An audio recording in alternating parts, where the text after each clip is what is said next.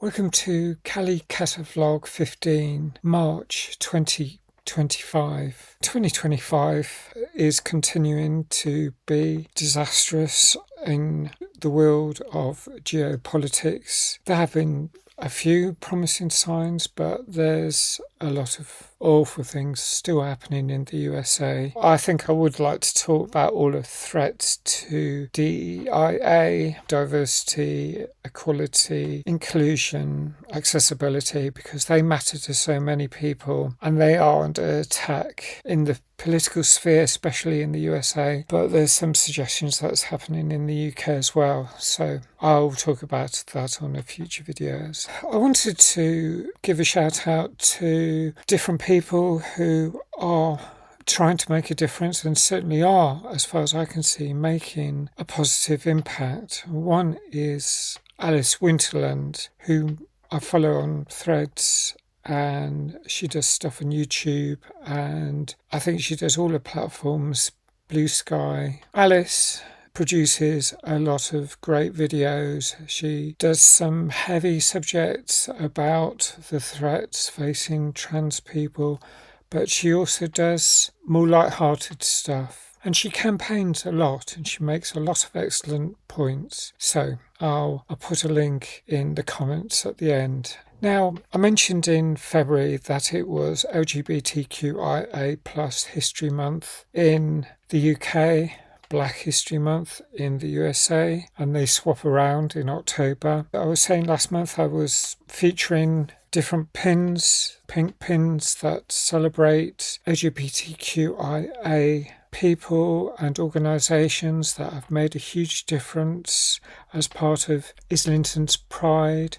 I was going to do it last year, but I wasn't able to, and too many other difficulties, such as losing my job. However, this year I would like to make some videos out and about as part of my covering what I've learned about queer people who have made a huge difference in Islington. Since my last video, I attended a talk at the Islington Museum, which is downstairs from Finsbury Library in Clerkenwell, or Finsbury. I don't know where one turns into the other, but they're both part of EC1, the London EC1 postcode. There was a talk as part of Winter Warmers on the amazing history that exists in this little borough. It's amazing. There's so much, and it was really great to attend a slideshow and see quite a few of the places that I visited, some which I haven't yet, some which I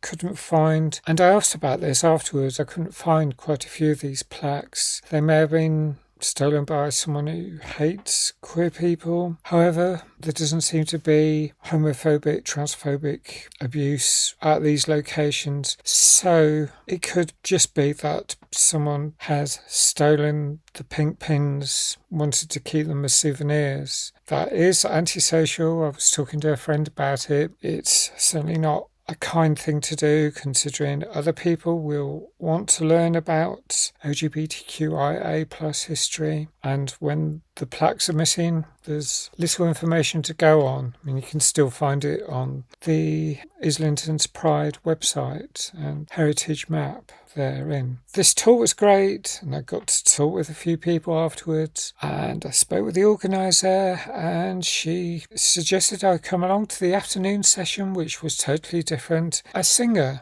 Lucinda Sieger. She was absolutely amazing. Wow, so wonderful. Lucinda shot to fame in 1987. She was on Top of the Pops. She had a song, Sunset Red, and she's been making music ever since then. She was very generous in performing for us for 2 hours, from 2 o'clock to 4 o'clock that day, and she shared a lot of the ideas behind her songs, how she came up with the particular tunes, and she was so playful with her improvisation. A lot of it was jazz as well as pop. She had so much creativity. It was brilliant. She's very playful with her voice, very much 80s music in some ways, but I think in other ways 90s, noughties, and more recent as well. Timeless. There's so much music that crosses from decade to decade. It was so lovely to meet her. I took a selfie with her. I wanted to say that was absolutely amazing. I've been to a couple more events. I went to a jewellery-making workshop. I found that much more difficult. It may have been the space I was in that particular day. Sometimes I don't feel so sociable. Sometimes I'm very tired. My back pain, musculoskeletal problems get in the way a bit. Didn't feel like much social interaction, and I found it really difficult to make the jewellery.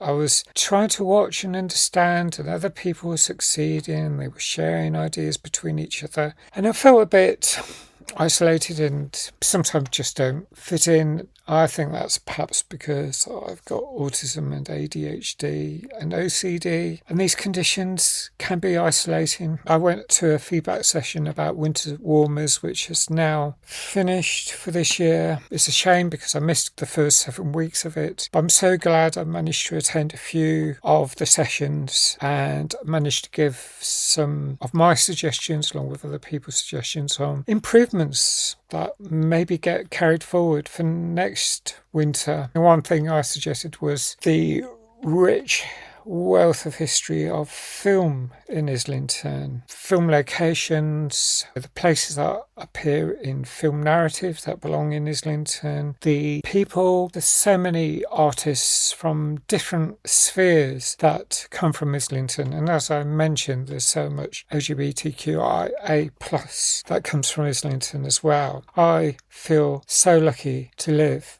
here because there is so much opportunity to get to know people when I'm feeling like getting to know people. And some days are better than others. I actually talked about that. I rang up Richard Spur as well this week, and I talked about the things that I find a good connection, like Discord and YouTube and Threads. They are spaces on the internet that I find very useful for keeping in touch. Miles Dyer Live, of course, that's where I was introduced to Discord. I'd love to know what you think. Any constructive criticism, please like if you like this video. Please consider subscribing, and thanks if you do. Please hit the notification button, and hope to see you again soon.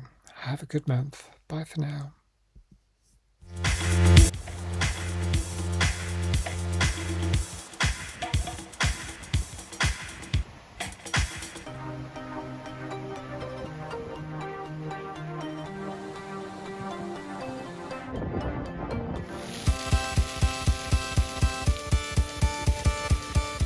Hello, welcome to my Cata